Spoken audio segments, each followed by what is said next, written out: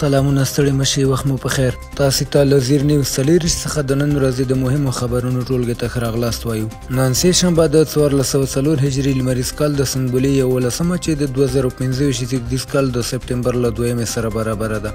عزیر صافی مو تاسو ته له زیر نیوز څلېرویشت څخه د نړۍ مهم خبرونه وړاندې کوم، خو په سر کې د مهمو خبرونو سرټکی.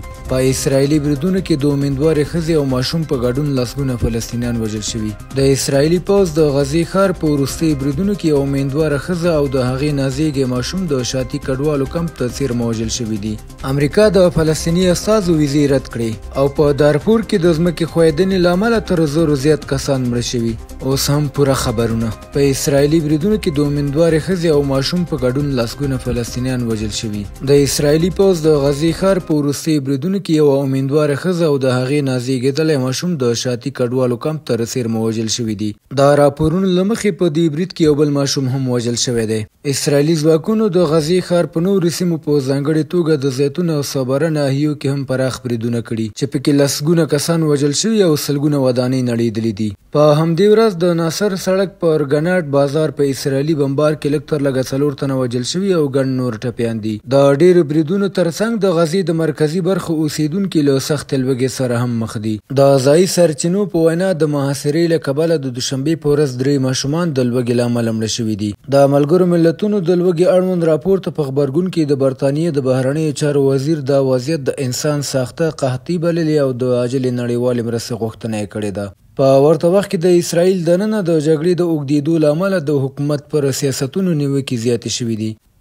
بلجیم وايي فلسطین به د ملګرو ملتونو په عمومي اسامبلې کې د رسمي دولت په توګه وپیژنو.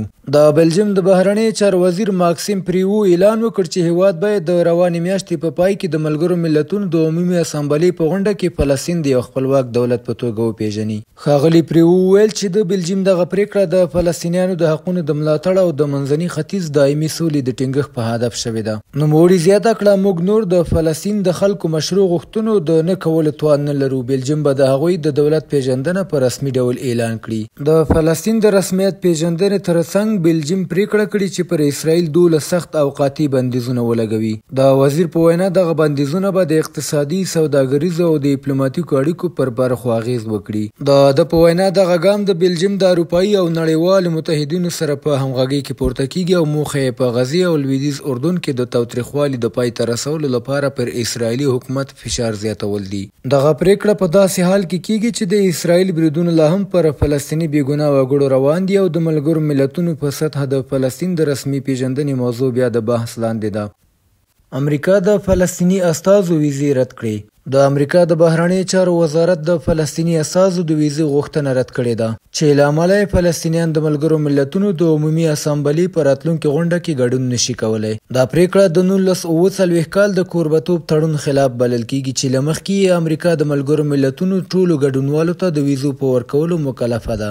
امریکا تر دې وړاندې هم ځینې هیوادونو لکه ایران او روسیې استازو ته ویزې نه وي ورکړي، خو د فلسطینیانو د استازیتوب مخنیوی ځانګړې سیاسي معنا لري. دا لومړی ځل نه دی چې فلسطیني مشران له داسې خنډ سره مخ کیږي. په 1988 کال کې هم د فلسطین د ازادۍ سازمان مشر یاسر عرفات ته ویزه نه ورکړل شوې. اوس بیا د ټرمپ اداره وايي فلسطیني واکمني د سولې هڅې کمزوري کوي، خو څارونکي دا دلیل بې اساسه بولي او یادونه کوي چې محمود عباس څو ځله د تاوتریخوالي غندنه کړې ده. د شنونکو په باور امریکا هڅه کوي د هغه لویدیځو هیوادونو پریکړه وځنډوي چې غواړي فلسطین د یو خپلواک دولت په توګه وپیژني. تمه ده چې په روانه میاشت کې فرانسه، برطانیه، کاناډا او څو نور هیوادونه دا اعلان وکړي. په داسې حال کې چې فلسطینیان له نړیوالو غونډو لرې ساتل کیږي، خو د اسرائیل لومړی وزیر نتنیاهو سره له دې چې د نړیوالې جزایي محکمې د نیولو حکم پرې صادر شوی په واشنګټن کې هرکلی ترلاسه کوي. نړیوال څارونکي وایي که هغه فلسطیني مشرتابه چې د وسلوالې مبارزې ملاتړ نه دی کړی هم له ګډون محرومیږي، نو پوښتنه راپورته کیږي چې د فلسطینیانو استازیتوب به څوک کوي.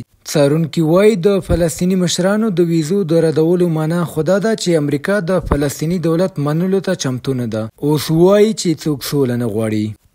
د چین او روسیې مشران وایي د دواړو هیوادونو اړیکې مناسبې کچې ته رسیدلي. د چین ولسمشر شي جین پینګ خپل روسي سیال ولادیمیر پوتین سره د زړې ملګرتیا ستاینه وکړه او پوتین د دواړو هیوادونو اړیکې بې سارې وبللې. دواړه مشران په پکین کې د لویدیځ پر وړاندې د یووالي او ځواک پیغام ورکوي. دغه لیدنې د شانګهای د همکارۍ سازمان غونډې یوه ورځ وروسته ترسره شوې چې چین او روسیه د لویدیځ پر مشرۍ جوړه شوي ائتلافونو بدیل بولي.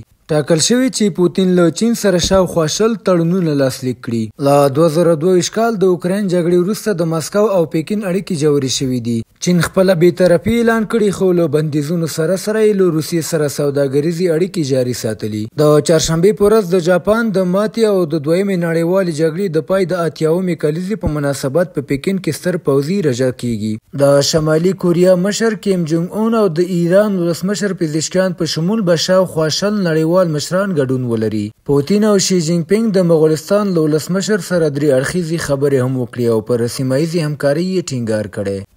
او وروستی خبر همدا چې په دارفور کې د ځمکې ښویدنې له امله تر 1000 زیات کسان مړه شوي دي.